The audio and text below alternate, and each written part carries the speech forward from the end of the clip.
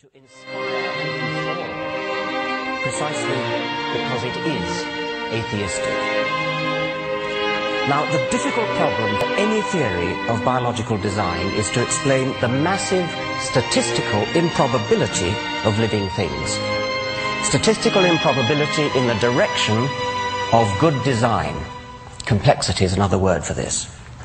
The standard creationist argument, there is only one, they all reduce to this one, takes off from statistical improbability. Living creatures are too complex to have come about by chance, therefore they must have had a designer. This argument, of course, shoots itself in the foot. Any designer capable of designing something really complex has to be even more complex himself. And that's before we even start on the other things he's expected to do, like forgive sins, bless marriages, listen to prayers, favor our side in a war, disapprove of our sex lives, and so on. Complexity is the problem that any theory of biology has to solve. And you can't solve it by postulating an agent that is even more complex, thereby simply compounding the problem.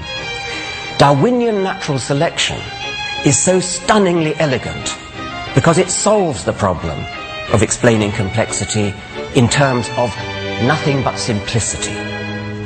Essentially, it does it by providing a smooth ramp of gradual, step-by-step increment.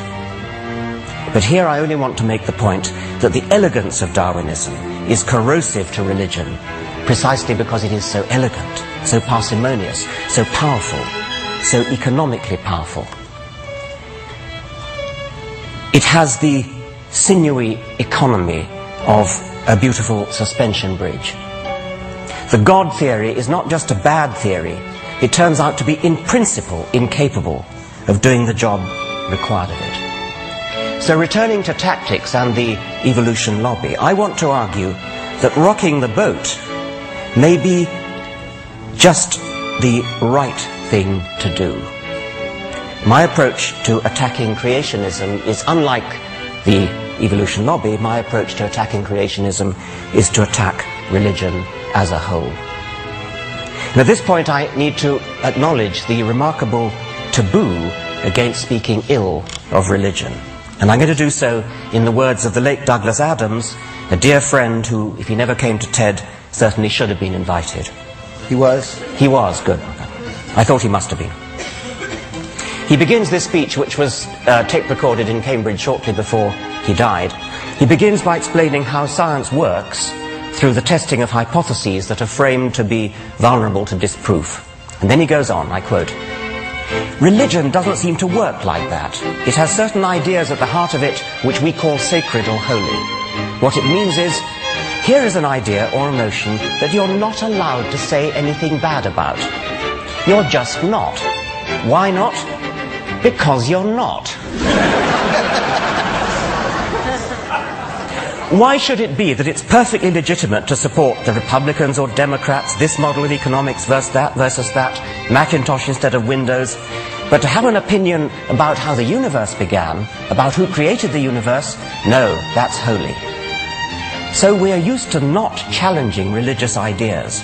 And it's very interesting how much of a furore Richard creates when he does it. He meant me, not that one. Everybody gets absolutely frantic about it, because you're not allowed to say these things. Yet when you look at it rationally, there is no reason why those ideas shouldn't be as open to debate as any other, except that we've agreed somehow between us that they shouldn't be. And that's the end of the quote from Douglas. In my view, not only is science corrosive to religion, religion is corrosive to science. It teaches people to be satisfied with trivial, supernatural, non-explanations and blinds them to the wonderful, real explanations that we have within our grasp.